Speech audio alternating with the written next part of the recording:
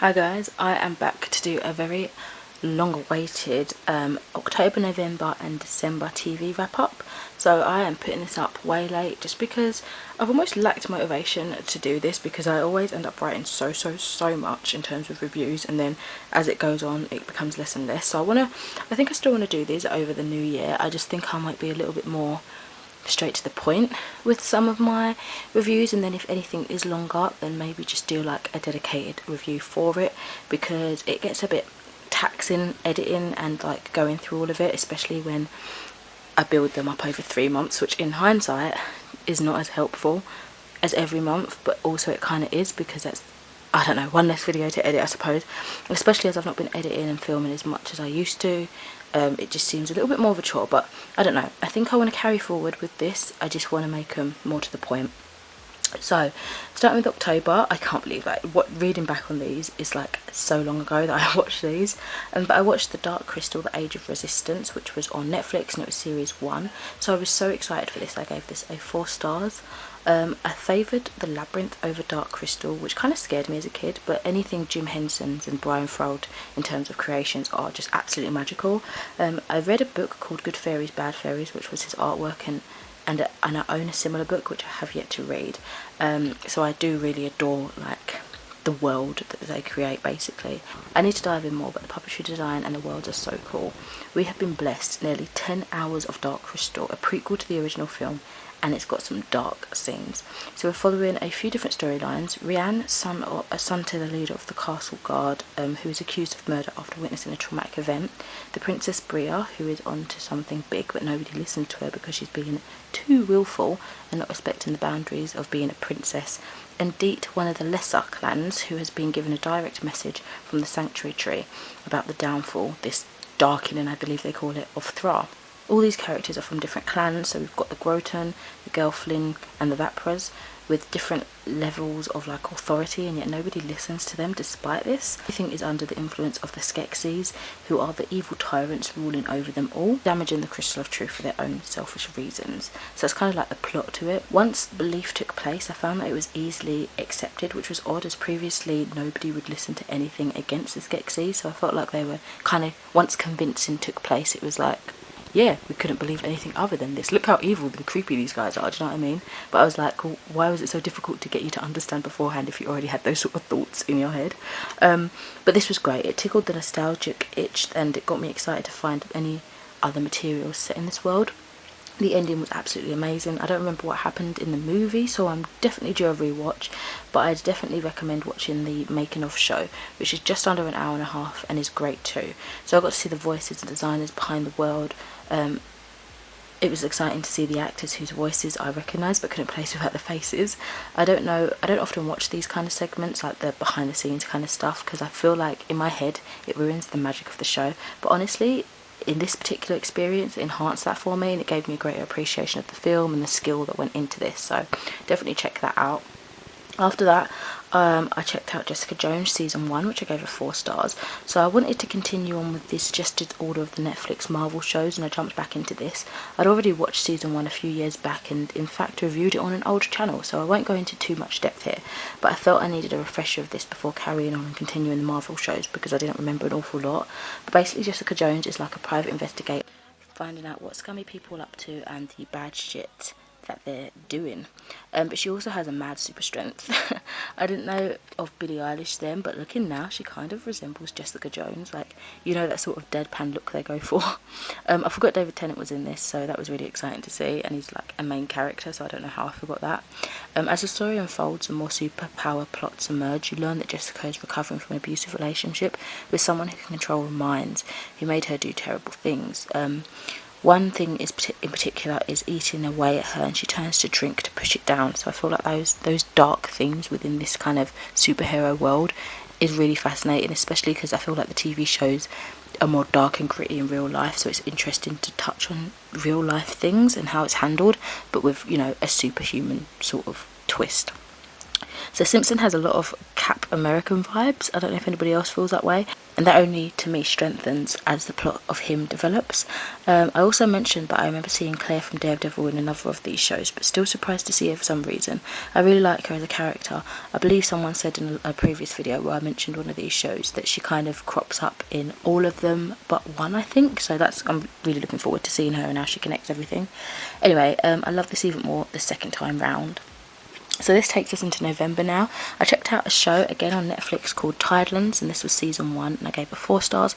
So I actually wanted to check this out ever since I heard about it. I love dark mermaid siren things set in a real world, so this is one I was very curious about, as it's set on a backdrop of like drugs and murder. But I've got to say, banging soundtrack, it really sets the tone for the scenes. I'm confused though. One minute someone is confiding their undying love for someone else to a listening ear, and the next minute they're having sex with that listening ear. Well, not just the ear, obviously, the body of that ear, you know what I'm saying. Too much sex for me, I will say. It's not as many episodes as I was expecting. It was a really good show, but I'd say I wasn't as hooked as I was with the TV show on Sci-Fi called Siren, if I'm comparing like similar shows. But it was still very good, and I'm interested in a season 2. Then I finished up the Mick season 2, which I gave 4 stars. I didn't even know it was the end until I noticed the next episode to play was like a back on like season 1 or whatever. Once again, great piece of comedy, good for background, but often holds my attention fully as well, and I end up forgetting the things that I'm supposed to be doing. Similar to this, I watched Schitts Creek, which was the season 1. I think I'd give this like a 3 stars. So I was recommended this by a colleague at work because I was talking about the Mick, and she thought I'd enjoy this as it seemed kind of similar in like that sort of humour category. I shouldn't have written it off after just 1 episode, because after finishing the latest season of the Mick that I was on, I wanted something on that I could flit in and out of whilst reading, and this quickly became that for me. There was a funny episode about pyramid scheme businesses, and after all the videos coming out on just that of late, it really did tickle me. I didn't know the father and son were really father and son in real life, and that they're the creators of the show as well, which is pretty cool. I never know when I'm on the next season because they're also episodic, so when I wanted to continue it shocked me that I'd already started season 2. So yeah, it's definitely one of those moorish kind of shows that you can put on in background, but again, you tend to sort of just randomly watch like the more dramatic parts of it. Taking us into December now, I checked out The Accident, which was season 1, 4 stars. I don't think this is having any more seasons. I think that's kind of like a little mini drama sort of thing. Consisting of 4 episodes, this is a short Channel 4 drama kicking off as a construction site explodes, one that claims their lives and kills some teenagers, being a very large community disaster. One mother puts the blame on the project manager, and I swear I heard that this was inspired by the devastating event of Grenfell Tower in London. There were some familiar faces in terms of actors, so it was interesting to see again different roles that they might play. There are 2 lawyers for the project manager. One I think was from Howdee-haie, and the other I absolutely loved which she acted in Years and Years, which was BBC One show as well, which was fascinating. I watched this I think at the beginning part of last year. And I also recognised, I think it was Masood's brother from EastEnders as the Doctor as well. All pointless information, but I like recognising actors and seeing how they can bring a character to life, and the different kind of roles when you see them in very different kind of roles. That sounded like the same sentence. When you see them in very different kind of acting, basically different films, different shows, and you see kind of the skill levels they've got changing and becoming a complete different character. There was another emotional abusive relationship in this. You can see how in love, the one being hurt is in, but how much pain they know they are being put through, and they know it's wrong. It's just, it's so interesting to see that dynamic. It's sad, but I think it was very well acted. You can tell it's supposed to be over a span of time, maybe weeks, I think, but because it's only 4 episodes long, it does feel like we get to the next significant event rather quickly. It also ended really abruptly, but I understand there really is ever a conclusion to these kind of horrible events.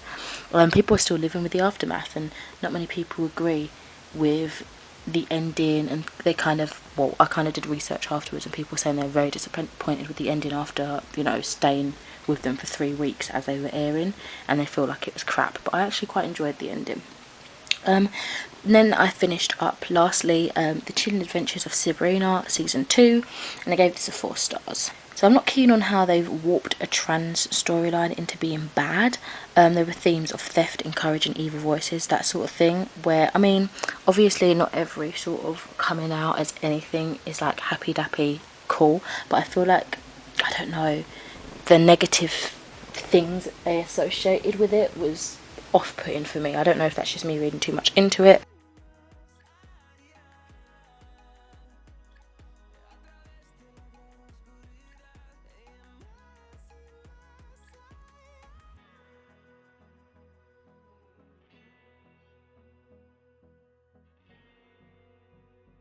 Almost bought for big plots. Like, I feel like a lot of what was building up has been achieved.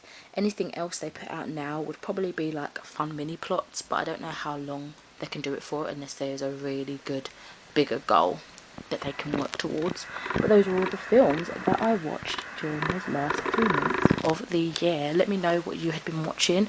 I would love to know, and I shall speak to you in another video soon. Bye. Seguimos siempre la pasión y confiamos